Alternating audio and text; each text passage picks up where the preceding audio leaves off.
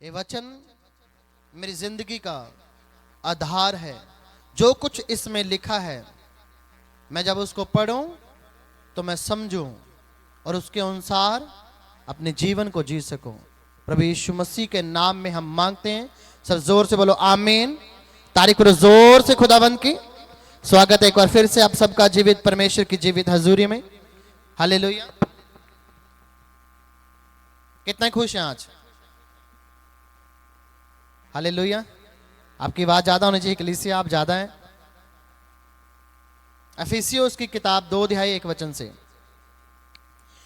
उसने तुम्हें भी जलाया जो अपने अपराधों और पापों के कारण मरे हुए थे, जिनमें तुम पहले इस संसार की रीति पर और आकाश के अधिकार के हाकिम अर्थात उस आत्मा के अनुसार चलते थे जो अब भी आज्ञा ना मानने वालों में कार्य करता है।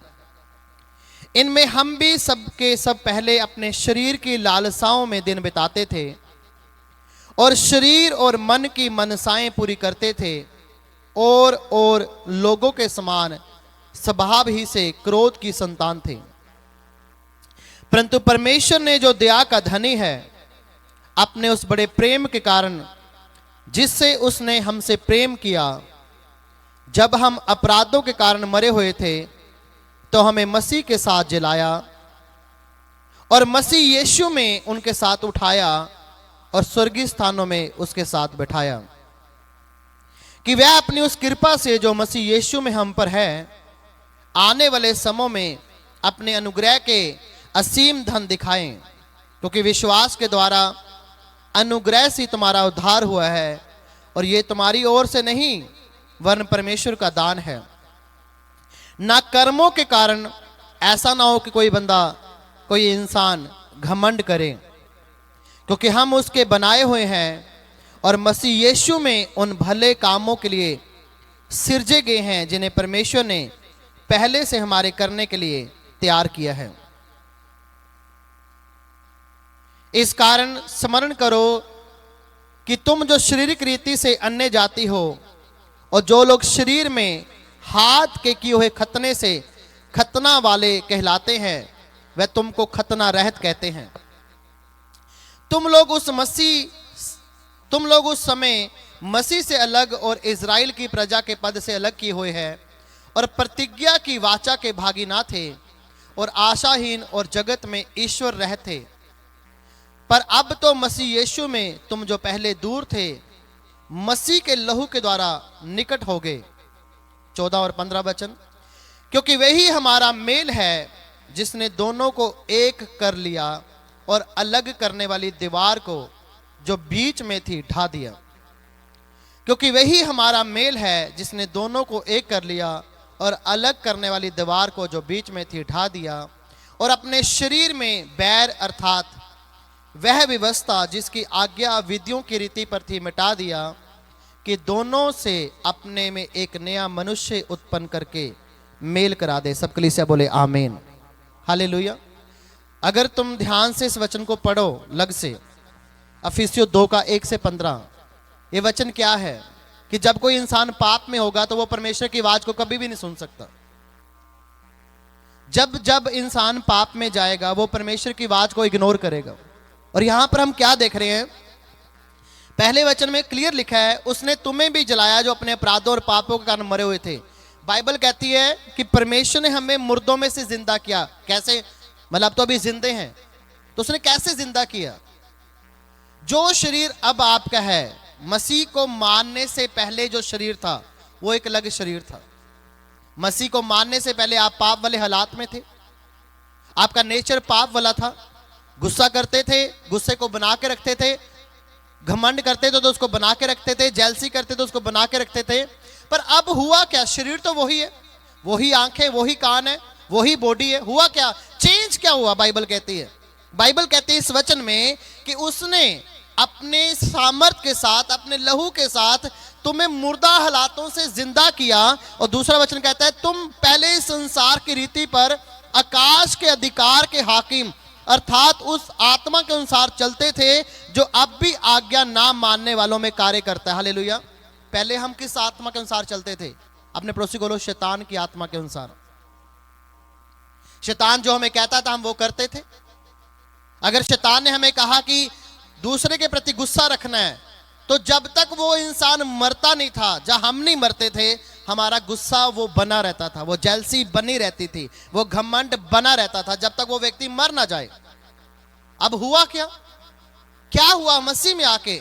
वचन कहता है, लास्ट लाइन में लिखा, जो अब भी आज्ञा ना मानने वालों में कार्य करता है। अब भी वही आत्मा जो हम में पहले थी।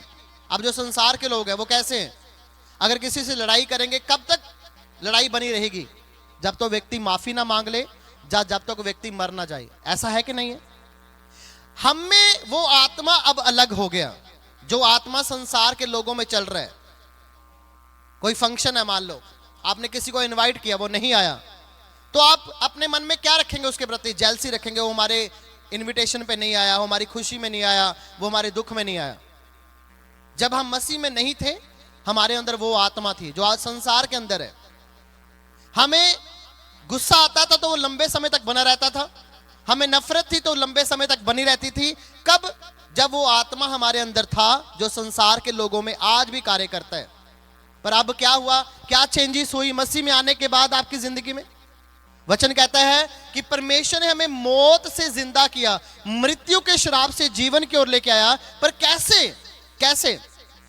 बाइबल तो कहती है अगर वही आत्मा हमारे अंदर है, तो कौन सा आत्मा हमारे अंदर है? अगर आज भी हम जेलसी करते हैं, हम गुस्सा रखते हैं, हम घमंड रखते हैं, हम अपने मसीह भाइयों से या मसीह बहनों से लंबे समय तक जेलसी करके रखते हैं, एक ही चर्च के मेंबर हैं पर बुलाते नहीं, ये कौन सी स्पिरिट हमारे अंदर है? उसी शैतान की जो मसीह में आने से पहले हमारे अंदर थी।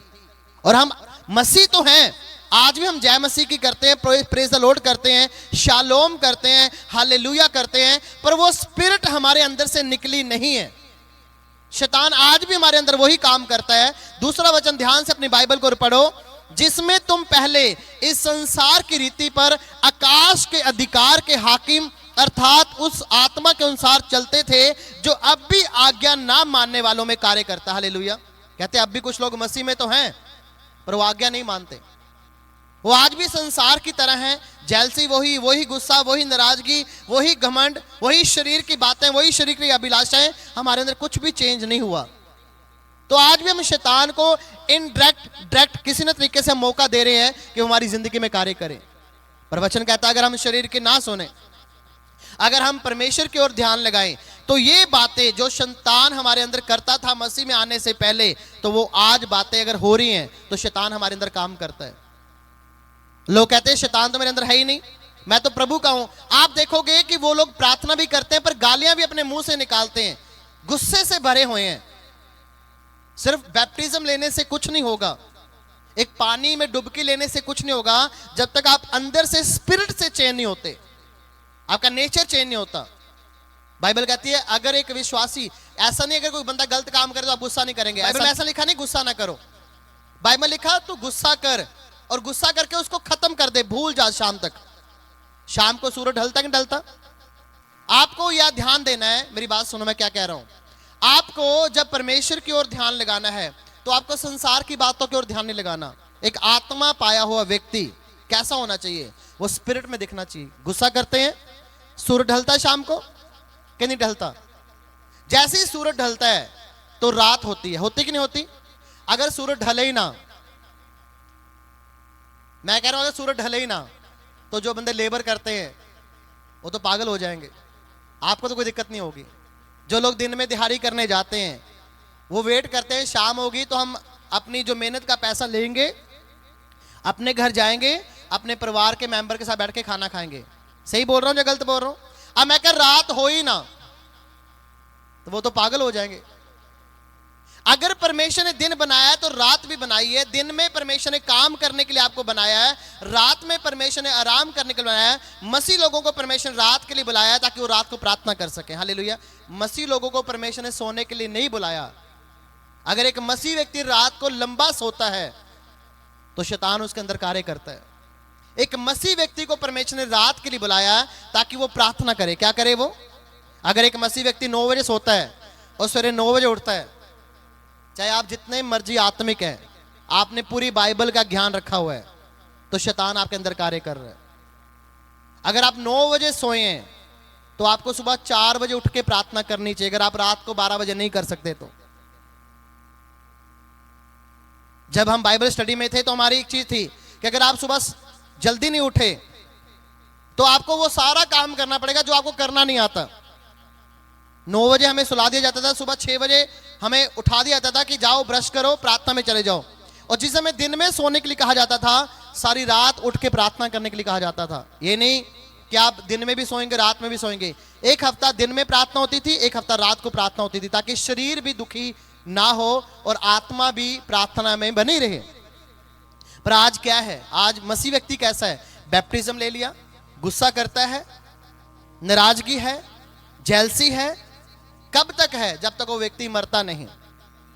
फिर बाइबल कहती है कि हमारे अंदर कौन सा आत्मा है। ध्यान से पढ़ना पड़ेगा दूसरे वचन को आपको।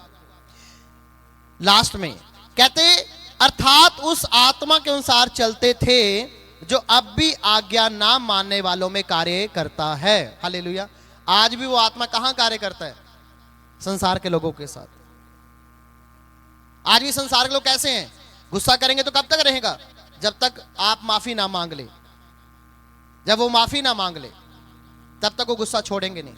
किसी ने आपको थप्पड़ मार दिया तो आपका गुस्सा कैसे? जब तक मैं भी इसको ना मार दूं तब तक मैं छोड़ूंगी नहीं उसको, मैं छोड़ूंगा नहीं इसको। ये क्या है? हमारे अंदर स्पिरिट कौन सी है? शैतानिक। पर अगर प्रभु की स्पिरिट है तो बाइबल कहती है अगर तुम्हारे एक गाल पे कोई थप्पड़ मारे, उसको कहना भाई साहब दूसरा रह गया, इसकी ओर भी मार देना। तो अगर व्यक्ति इतना घमंडी होगा, वो मारने से पहले माफी मांग लेगा, कहेगा नहीं नहीं मेरे से गलती होगी है। बाइबल कहती है ऐसे बंदे को तुरंत माफ करना है। हालेलुया। अगर हम मृत्यु से जीवन की ओर जाना चाहते हैं, अगर हम चाहते हैं परमेश्वर में मौत से जीवन की ओर लेके जाए, तो हमें माफ करना वाला बनना। हालेलुया। क्योंकि परमेश्वर ने हमें क्या किया? क्या किया यीशु मसीह ने हमारे साथ? जेलसी की, घमंड किया, नफरत की, क्या किया उसने? हमें माफ किया। किया कि नहीं किया? पतरस ने पूछा प्रभु अगर मेरा भाई गलती करे तो मैं कितनी बारी उसको माफ करूं? कितनी बारी उसको माफ करूं प्रभु? तो परमेश्वर ने उसको पूछा तेरी किताबों में क्या लिखा है, जो धार्मिक किताबें जो तुम पढ़ते हो, व्यवस्था की किताबें, पुराना नियम। कहता प्रभु उसमें लिखा 7 बारी माफ कर दो। कितनी बारी? आज कोई 7 बारी माफ कर सकता है? तुम में से कोई है ऐसा बंदा? बाइबल तो ये कहती है पुराना नियम 7 बारी माफ कर दो। जब परमेश्वर के सामने उसने जवाब दिया प्रभु मेरी किताबों में लिखा 7 बार माफ कर दो, प्रभु ने कहा 7 × 70 490 बारी माफ करता जा अपने भाई को। अगर तूने लंबा जीवन जीना है, क्या करते जाओ? फिर तो बंदा गलतियां करता जाएगा, वो तो पाप के ऊपर पाप करता जाएगा। अगर ऐसा हम करते जाएंगे, पर ऐसा कोई व्यक्ति नहीं होगा जो माफी लेने के बाद पाप ना करे। हाँ, बाइबल कहती है अगर माफी लेने के बाद पाप कर रहा है तो वो व्यक्ति कौन सा है? उसमें आत्मा कौन सी है? शैतानिक। अगर माफी लेने के बाद आपने पाप छोड़ दिया तो स्पिरिट कौन सी आ गई? परमेश्वर की। इसलिए परमेश्वर ने कहा मैं तुम्हें मौत से जीवन की ओर लेके जाना चाहता हूं, पर कब? जब तुम्हारा नेचर चेंज होगा। हालेलुया। तीसरा वचन कहता है इनमें हम भी सबके सब पहले अपने शरीर की लालसाओं में दिन बिताते थे। हम सब क्या करते थे? पहले शरीर के अनुसार दिन बिताते थे। और यार ए खाना है, ए नहीं खाना, ए पाना है, ए नहीं पाना, वहमा भरमा विच सीगे, शरीर के अनुसार दिन बिताते थे जब हम प्रभु को नहीं मानते थे। वचन कहता है शरीर के अनुसार दिन बिताते, तो शरीर में क्या था? हम शारीरिक थे, मन की मनसाओं को पूरी करते थे और लोगों के समान स्वभाव ही से क्रोध की संतान थे। थोड़ा सा कोई बोलता था तो हम कैसे थे? गुस्से वाले थे। किसी ने ऐसे उंगली कर दी तो हम गुस्से वाले थे। ये नेचर कौन सा है? आज भी जो लोगों के अंदर नेचर है, ये कौन सा है? चाहे हम बैप्टिज्म पाए हैं, हम प्रभु वाले हैं, ये कौन सा नेचर है? बोलो अपने पड़ोसी को, शैतानिक नेचर है। गुस्सा आएगा। टीम के अंदर बहुत सारी गलतियां होती हैं, हम गुस्सा करते हैं, भूल जाते हैं थोड़े समय बाद। अगर हम उस गुस्से को बना के रखेंगे तो हम प्रभु का काम नहीं कर पाएंगे। आपको छोड़ना पड़ेगा। गुस्सा किया, ठीक है, अपना काम किया, बंदे ने गलती मान ली, माफी मांग ली, उसको सेट कर दो, छोड़ दो। पर वही बंदा दोबारा गलती करे तो उस बंदे को कभी माफ ना करो अगर आत्मा में बढ़ना है। बाइबल कहती है। क्योंकि अगर आप सभी को बार बार माफ करते जाएंगे, वो बंदा ज्यादा पाप करता जाएगा। वो कहेगा ठीक है यार, मेरे फादर का नेचर था इतना है, उसको पता लगे मैंने गलती की है, अब मैंने दोबारा गलती नहीं करनी, मैंने इसको सुधारना है और मैंने अब आत्मा में बढ़ना है, क्योंकि मैंने शरीर की नहीं सुननी, शरीर की सुनूंगा तो शैतान की सुनूंगा। और यहां पे लिखा वचन, चौथा वचन कहता है, परंतु परमेश्वर ने जो दया का धनी, अपने पड़ोसी को बोलो दया का धनी, जोर से बोलो दया का धनी, अपने उस बड़े प्रेम के कारण जिससे उसने हमसे प्रेम किया, हमारे अपराधों के कारण जो हम मरे हुए थे हमें मसीह के साथ जिलाया। हालेलुया। अब परमेश्वर ने क्या किया? हमसे प्रेम किया, हमारे ऊपर दया की। क्या अब मेरी बात सुनो, कोई बंदा आपको बार बार थप्पड़ मारता जाए, आप दया करते जाएंगे? गालियां निकालता जाए आपका पड़ोसी, आप दया करते जाएंगे? नहीं, हमारा नेचर ऐसा तो नहीं है, पर थोड़ा बहुत चेंज हुआ होगा।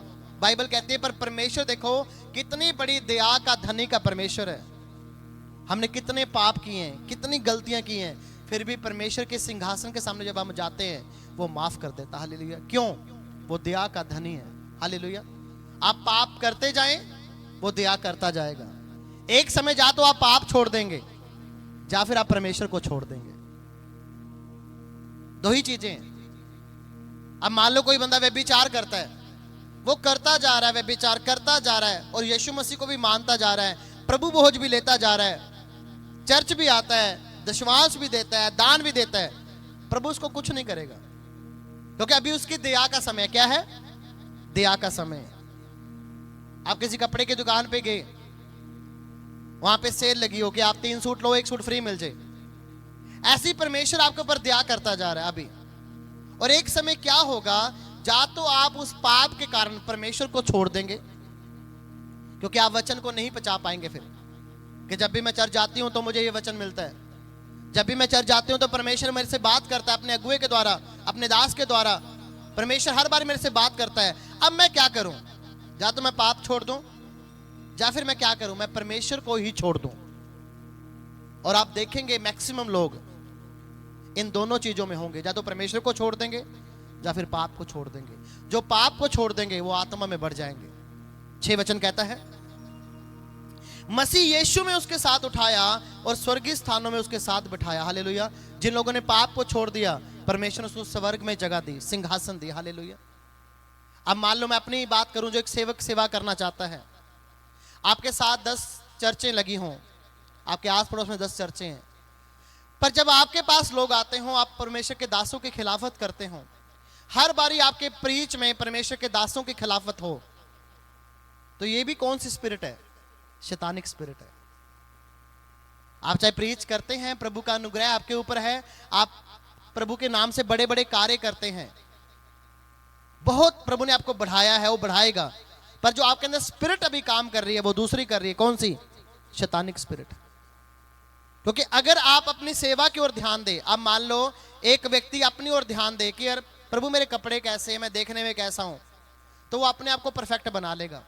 पर एक व्यक्ति दूसरों की कमियां निकालने पे लग जाए, वो कभी भी अपने आप को परफेक्ट नहीं बना सकता। इसीलिए प्रभु यीशु मसीह ने क्या किया? अपने आप को नंगा किया। कपड़े किसको पहनाए? हमें और आपको। बाइबल कहती है जो उसने चोगा जो उसने पहना हुआ था, उन लोगों ने क्या किया? उतार के उसके टाकियां बना ली, उस छोटी छोटी पर्चियां बना ली। कहते ये ले यीशु का कपड़ा तू ले जा, ये उसके मोढे का तू ले जा, ये उसके शरीर का तू ले जा, ये उसका अंग रखा तू ले जा। ऐसे हुआ कि नहीं हुआ? मतलब उसने अपनी बेइज्जती करवा दी, पर आपको कपड़े पहनने के लिए दे दिए, ताकि आप अपने जिस्म को अच्छी तरीके से ढक के परमेश्वर की आराधना, परमेश्वर की महिमा कर सके। वो आप कंगाल बन गया धनी होने के कारण, उसने अपने आप को कंगाल कर दिया, शून्य कर दिया, ताकि आपकी जरूरतें उसके नाम में पूरी हो जाएं। हालेलुया। आज आप देखते हैं जो लोग बीज को बोते हैं, प्रॉपर अपने टाइट को देते हैं, अपने बीज को बोते हैं, आपने गवाहियां सुनी है उनकी। आप में भी बहुत सारे लोग होंगे जो बीज बोते हैं। आपके पास लाख रुपए आ गया तो 10,000 बोना बड़ा आसान है एक बार, पर हर महीने लाख रुपए आए, हर महीने 10,000 बोना बहुत मुश्किल है। पर जिसने बो दिया उसको पता है कि प्रभु ने मुझे दिया किया है। ये चर्च के काम ऐसे नहीं चल रहे हैं। आपको क्या लगता है ऐसे चल रहे हैं? क्या कोई बहुत बड़ा अमीर बंदा आ गया जो चर्च की हेल्प कर रहा है? नहीं, कभी नहीं, ऐसा कुछ नहीं हुआ। ये चर्च पिछले 8 साल से चर्च अपना दशवांश बोती आई है, तो चर्च के काम होते जा रहे हैं, रुकने वाला कुछ भी नहीं है। हाँ, ये हो सकता है 2 दिन ऊपर नीचे हो जाए, पर रुकने वाला कुछ भी नहीं है। आप कब बढ़ते हैं, आप कब फाइनेंशियली बरकत पाते हैं?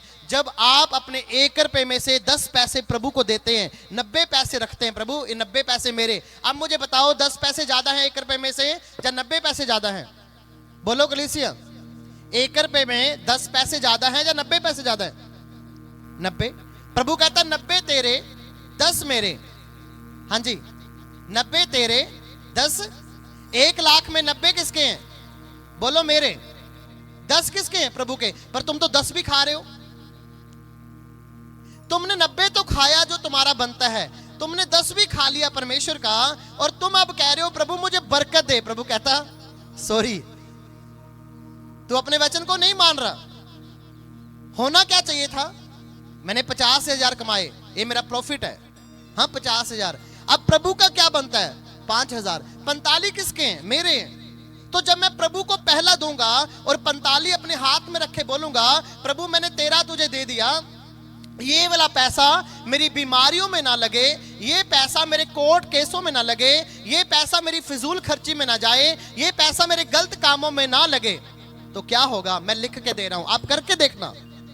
पर बहुत लोगों ने किया, वो ब्लेस तो हुए पर कंटिन्यू नहीं किया।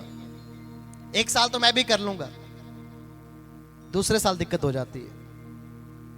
प्रार्थना तो आप भी कर लेंगे, मैं भी कर लूंगा, प्रार्थना करते रहना कंटिन्यू बड़ा औखा है। आप कहते हैं मैं 3 टाइम प्रार्थना करता हूं, पर मैं करता हूं 10-10 मिनट। कितने मिनट? पर मैं आपको लिखे दूं, आप झूठ बोलते हैं। आपने आज 10-10 मिनट की 3 टाइम प्रार्थना कर ली, कल भी कर ली, परसों भी कर ली, और एक समय आप कहेंगे 10 मिनट भी औखे लग रहे हैं, आप छोड़ देंगे। क्योंकि आप ना तो प्रभु के साथ फेथफुल रहे। फिर प्रभु कहेगा कि तू मेरे साथ 10 मिनट भी फेथफुल नहीं रहा, मैंने तो 1 घंटा भी तुझसे नहीं मांगा। तूने आप ही कहा था प्रभु मैं 10-10 मिनट करके 3 टाइम आऊंगा, तूने वो भी नहीं मुझे दिया, तूने टाइथ भी मुझे नहीं दिया, तू चर्च भी नहीं आया। अब मुझे बता मैं तुझे ब्लेस करूं तो कैसे करूं? आपके पास है कोई जवाब देने को प्रभु को? नहीं।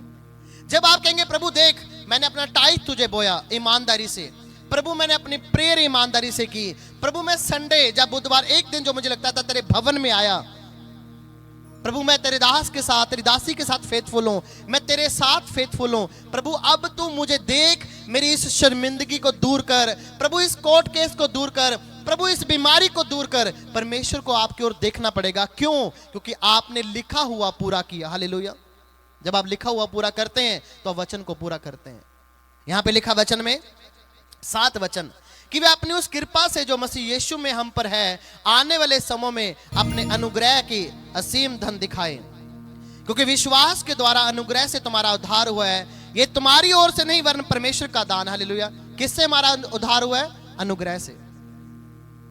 अगर हम कहें मैंने कर्म किया है, ओ मैंने टेंट लगाया प्रभु मेरे बरकत देगा, आज आपने लगाया, कल भी लगाओगे, परसों भी लगाओगे, जब तक जीवी तो टेंट लगाओगे, तब तो प्रभु आपको बरकत देगा। आज तो मैं भी लगा लूंगा चाह में, खुशी खुशी में, पर उस पौड़ी को ऊपर चढ़ना और उस टेंट को लगाना वही जानते हैं जो लगाते हैं। कहना तो मैं भी कह दूंगा मैं संडे को सेवा कर लूंगा, पर जो करते आए हैं वो ज्यादा ब्लेस है उनसे जो कहते हैं मैं कर दूंगा। इसलिए परमेश्वर क्या अनुग्रह से तुम्हारा उद्धार हुआ है, तुम्हारे कर्मों के कारण नहीं, तुम्हारे दान के कारण नहीं, तुम्हारी बड़ी बातों के कारण नहीं। हालेलुया। वचन कहता है यहां पे लिखा ना कर्मों के कारण, ऐसा ना कोई घमंड करे। हालेलुया। आपने लंगर लगाया और आपके मैंने और मैं लंगर लगाया काका आज वधिया बने से खीर पूड़े, प्रभु ने कहा तूने गिना दिया। क्या किया? जब तुमने ये भी गिना दिया, प्रभु कहे तुमने घमंड किया, तेरा दान किसी काम का नहीं। इसलिए परमेश्वर के सामने 2 लोग आए थे, एक चुंगी लेने वाला था, एक धार्मिक व्यक्ति था, फरीसी था। दोनों मंदिर में आ रहे थे। एक मंदिर में चला गया, एक दरवाजे के पास खड़ा हो गया। मंदिर में आने वाले व्यक्ति ने बोला प्रभु मैं तेरा धन्यवाद करता हूं। दूसरे ने भी धन्यवाद किया। पहले वाले व्यक्ति ने बोला प्रभु मैं अपनी इनकम का 10वां हिस्सा तुझे देता हूं। प्रभु ने कहा अच्छी बात है, देता है। प्रभु मैं हफ्ते में 2 रोजे रखता हूं। अच्छी बात है। पर पता उसने साथ में कौन सी गलती कर दी सबसे बड़ी? उसने पीछे मुड़ के ऐसे बोला प्रभु मैं इसके जैसा नहीं हूं। अब दूसरे व्यक्ति ने क्या किया, कहता प्रभु मैं पाप से भरा हुआ व्यक्ति हूं, मैं एक चुंगी लेने वाला व्यक्ति हूं, मैं ब्याज पे पैसा देता हूं लोगों को। प्रभु मैं तेरा डर मानता हूं, मुझे पता है प्रभु कि तू ही मुझसे प्रेम करता है। प्रभु मैं मंदिर में अंदर आने के योग्य भी नहीं, मैं तेरे सामने खड़ा होने के योग्य भी नहीं प्रभु, पर मैं तुझसे प्रेम बहुत करता हूं। परमेश्वर ने कहा किसकी प्रार्थना सुनी की होगी? लोगों को लगा उसकी जिसने बहुत ज्यादा कुछ किया। दान दिया अच्छी बात है, लंगर लगाया अच्छी बात है, पर तुमने गिना दिया, वो गिनाया जो तुमने, वो प्रभु से अपनी वैल्यू को तुमने खो दिया। प्रभु ने कहा उसकी प्रार्थना सुनी गई जिसने अपने आप को छोटा बनाया और मंदिर में अंदर आने के योग्य भी नहीं समझा। आप दान दें, आप प्रार्थना करें, पर कभी मत गिनाए कि मैंने ये किया। हालेलुया। आपकी प्रेयर गुप्त में हो, आपकी फास्टिंग गुप्त में हो, आपका काम गुप्त में हो, देखना प्रभु आपको कैसे ब्लेस करेगा। आने वाले समय में जहां लोग दुखी हो रहे होंगे, सिर्फ आप होंगे जो परमेश्वर आपको बढ़ा रहा होगा। हालेलुया। क्योंकि आपने गिना के नहीं किया। वचन कहता है यहां पे लिखा, क्योंकि हम उसके बनाए हुए हैं और मसीह यीशु में उन भले कामों के लिए सिरजे गए हैं जिन्हें परमेश्वर ने पहले से हमारे करने के लिए तैयार किया। हालेलुया। आपको पता है परमेश्वर ने आपका सब कुछ पहले से कर दिया। आपकी बीमारी परमेश्वर ने पहले से दूर कर दी है। आपका बेबी परमेश्वर ने पहले से दे दिया एडवांस में। आपकी आशीष परमेश्वर ने पहले से दे दी है, पर करना क्या पड़ेगा? आपको उसके वचन के अनुसार चलना पड़ेगा। हालेलुया। सब कुछ परमेश्वर ने अब्राहम को कहा, अब्राहम कहां तक देख सकता है, देख ले। कहता परमेश्वर वहां तक। परमेश्वर था ये सारी प्रॉपर्टी तेरी। तुम कह सकते हो ऐसे? हाँ, तुम कह सकते हो अपने बेटे से, तुम्हारे पास पैसा भी ना हो और थोड़ी सी जमीन हो 50 गज, तुम कह सकते हो ऐसे, बेटा ओ देख कितने तक दिख रहे हैं, ये सारी प्रॉपर्टी तेरी। तुम कह सकते हो ऐसे? नहीं, क्योंकि हमारे पास पैसा नहीं है, हमारे पास कोई आस नहीं। पर मसीह यीशु में अब हमारे पास आस है। अब्राहम को परमेश्वर ने खड़ा करके बोला, अब्राहम देख कहां तक तू देख सकता है बिना पैसे के। है कुछ ऐसा जो हो सकता है? हाँ, परमेश्वर से हो सकता है। अब्राहम कहां तक तू देख सकता है? वो कहता प्रभु वहां तक देख सकता हूं।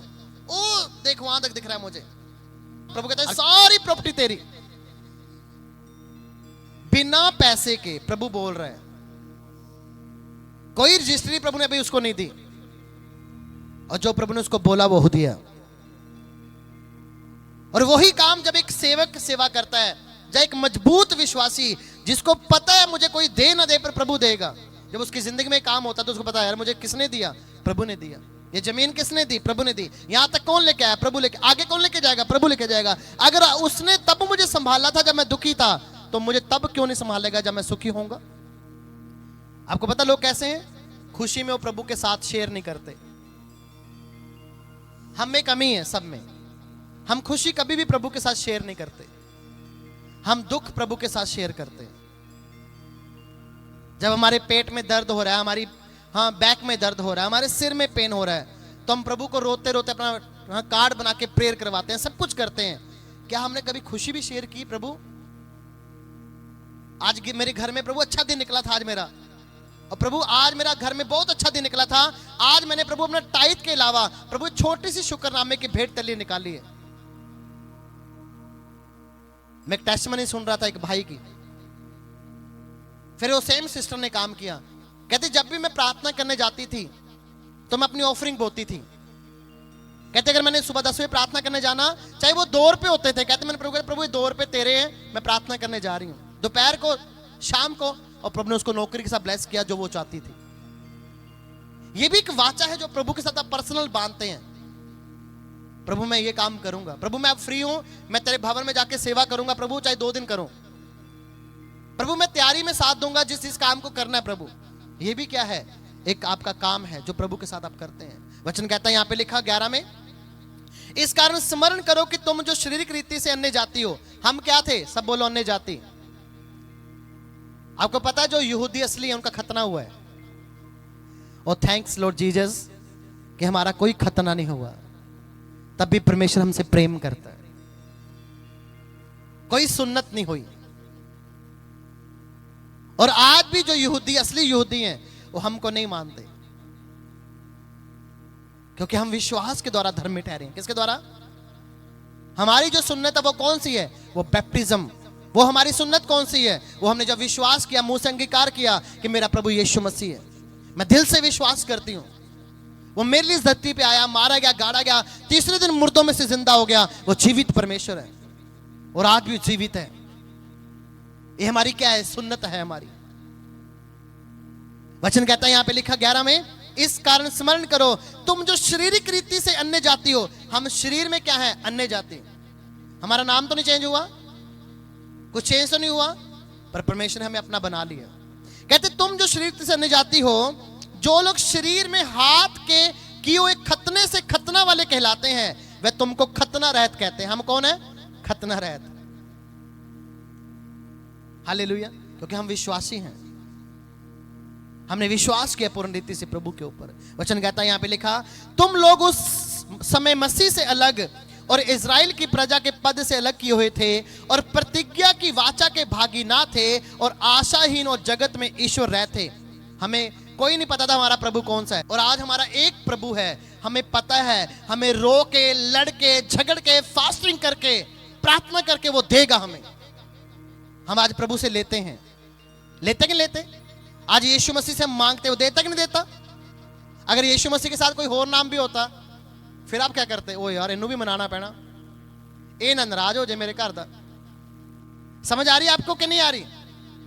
अगर हमें पता हमारा एक ही प्रभु है और हम उसकी संतान है, वो क्यों ना दया करेगा? बाइबल कहती है वो सूरज वो अपनी रोशनी धर्मी और पापियों दोनों पर करता है, वो मेघ बरसाता है, दोनों पे बरसाता है। अब मान लो बरसात आएगी, तो मान लो हम तो धर्मी लोग हैं, मान लो, हाँ यहां तो बरसात पड़ेगी, तो ये खेत में बरसात नहीं पड़ेगी?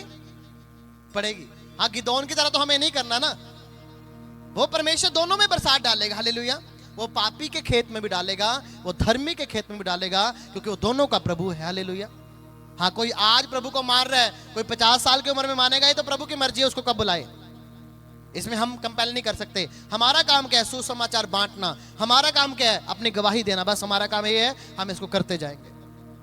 वचन कहता है यहां पे लिखा 13 में, पर अब तो मसीह यीशु में तुम जो पहले दूर थे, मसीह के लहू के द्वारा निकट हो गए। हम पहले क्या थे? दूर थे।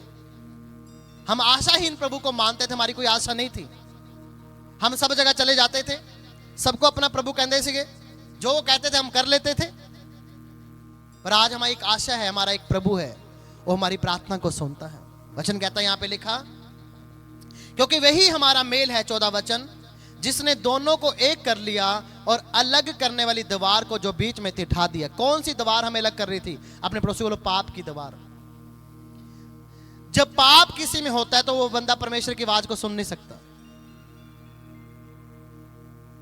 आपको किसी का फोन आया और टावर ना हो वहां पर जहां पर फोन आया आपको, तो आप क्या कहते हैं? हेलो हेलो हेलो, तो आवाज आ रही है, हेलो हेलो, ऐसी कहते हैं। और जब सिग्नल में होते हैं तो आप बार बार हेलो हेलो करते हैं? नहीं, आप कहते हैं हाँ जी, क्योंकि आपको आवाज क्लियर आ रही है। और जिस दिन आप पाप को छोड़ देंगे, आपको परमेश्वर की आवाज डायरेक्ट क्लियर आएगी। ऐसा नहीं प्रभु हमसे बात करता, वो आपसे भी बात करता है, अगर आप उसकी सुन सकते हैं तो। हालेलुया। क्योंकि आपने पाप वाली दीवार को बीच में से निकाल दिया, उसने ढा दिया उस दीवार को। जिस दिन पाप वाली दीवार बीच में से निकल गई, हम परमेश्वर के साथ जुड़ जाएंगे, हम आत्मा की बातों को समझ सकेंगे, परमेश्वर हमसे क्या चाहता है। इसलिए मैं लोगों के नहीं सुननी, लोग तो बहुत कुछ बोलते हैं। यूसुफ जेल में किसके कारण गया? सिर्फ झूठ के कारण। पर निकालने वाला कौन था? परमेश्वर उसको। और बनाया क्या? मिस्र का प्रधानमंत्री। तुम्हारा रिकॉर्ड सही होगा, खुदा तुम्हें ऊंचा कर देगा। हालेलुया।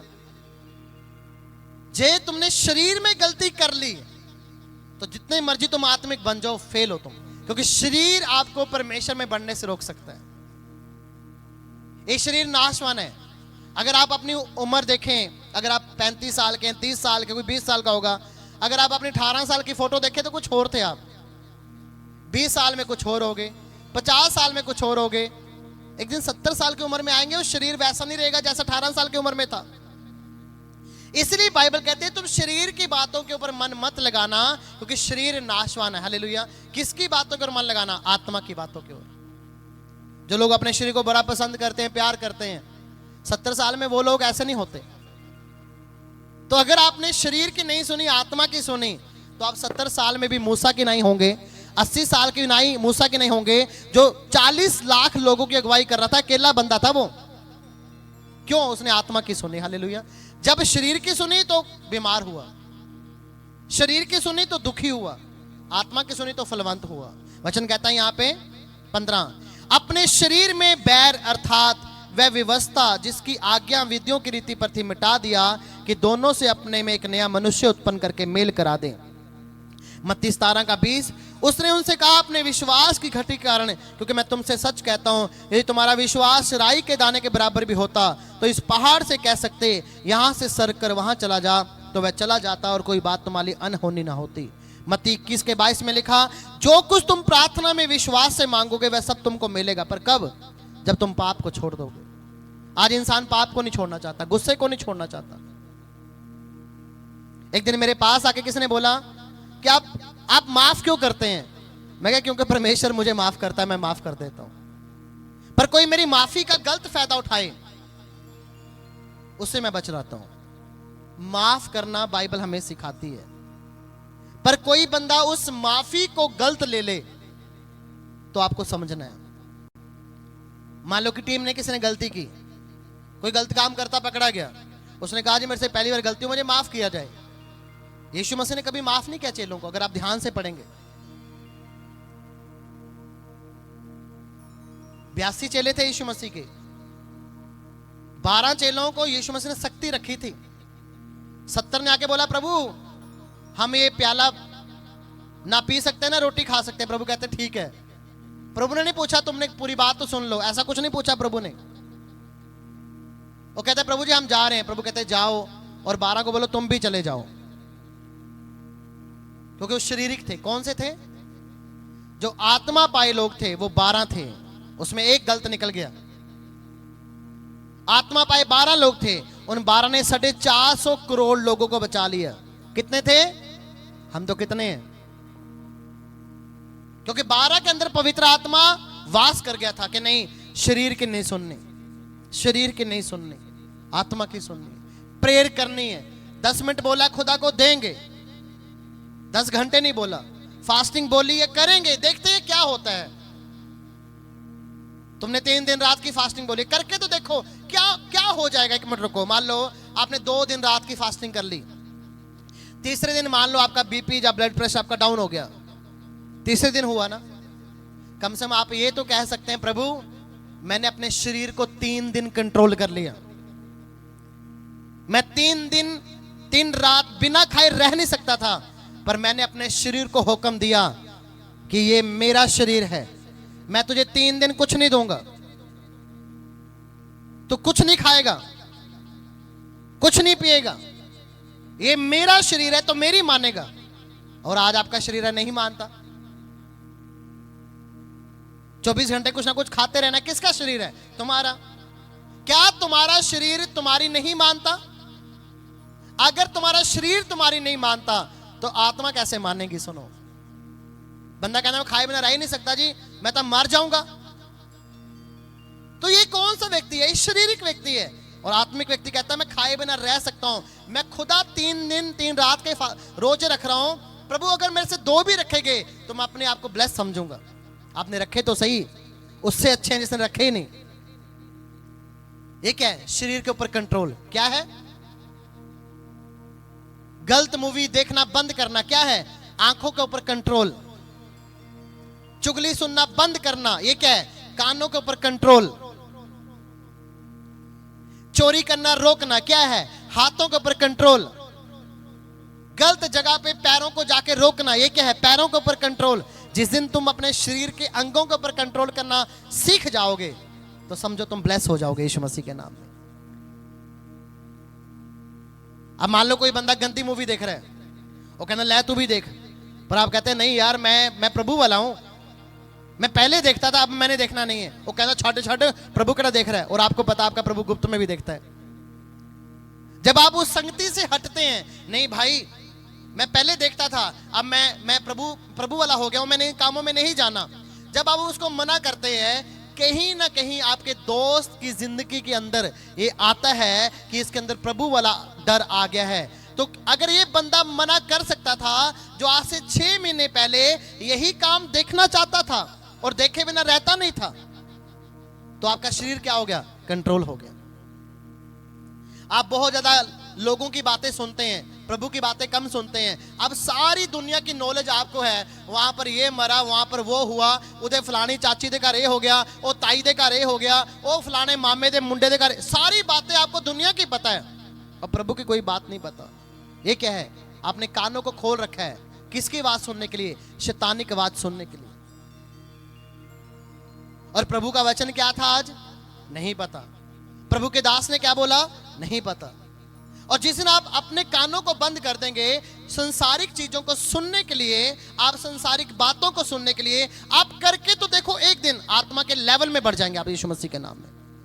इसलिए कभी वो लोग नहीं बढ़ पाए जिनको सबकी आदत है, वो मेरे बारे में क्या बोल रहा था, वो पीछे वाला क्या बोल रहा था, उसने क्या बोला मेरे बारे में, अच्छा आज चर्च में क्या हुआ था, कौन कौन मेरे बारे में बोल रहा था। सारी इंफॉर्मेशन आपने ले ली और अपने कानों को आपने खोल लिया। अब परमेश्वर आपको यहां से आवाज दे रहा है, आपके कान तो पहले ही संसारिक बातों के कान खुल चुके हैं। परमेश्वर आपको कैसे सुनाए अपनी आत्मा की बातें, कैसे प्रभु आपको बुलाए, तभी हम बढ़ नहीं पाते। आपको पता, जब मेरी सेवा लगी थी, मुझे सबसे पहली सेवा दी गई थी वॉशरूम साफ करने की, टॉयलेट साफ करने की। अगर आपने मेरी गवाही सुनी हो, मैं कोट पैंट पहन के चर्च जाता था और मैं टाई उतार के वॉशरूम में कोट उतार के सारा साफ करके बोला, प्रभु कहां तूने मुझे फंसा दिया। अगर आपको बड़ा कुछ चाहिए ना, तो आपको वो काम करने पड़ेंगे जो आपको पसंद नहीं है। अगर बड़ा कुछ चाहिए, अगर आपको बड़ा नहीं चाहिए तो आप अपनी मर्जी से करें। मैं पढ़ा लिखा हूं, मुझे वहां पर लगाते जहां पर पढ़े लिखे का काम है, मुझे कहां फंसा दिया। मैं तो अच्छा गाता था, मुझे कहां लगा दिया ये कपड़े धोने में। मैं गाता अच्छा था, मुझे गाने में लगाना था। नहीं, आप सेवा तो कर रहे हैं खुदा के घर में, धीरे धीरे प्रभु आपको बढ़ा देगा। सेवा बंद कर देनी वो गलत बात है। सेवा करते प्रभु कोई बात नहीं, अभी मैं इस डिपार्टमेंट में सेवा कर रहा हूं, धीरे धीरे मैं आगे आ जाऊंगा। अगर आप इन लोगों को देखें, पहले झाड़ू भी सेवा कर रहे थे, चर्च में वॉलंटियर भी थे, और प्रभु ने इनको बढ़ा दिया। छोड़ी नहीं सेवा, चलते गए, क्योंकि शरीर की नहीं सुनी। किसकी नहीं सुनी? आत्मा की सुनी। तो कब प्रभु आपकी प्रार्थना को सुनेगा? जब आप शक नहीं करेंगे, पाप में नहीं होंगे, तो प्रभु आपकी प्रार्थना का जवाब देगा। हालेलुया।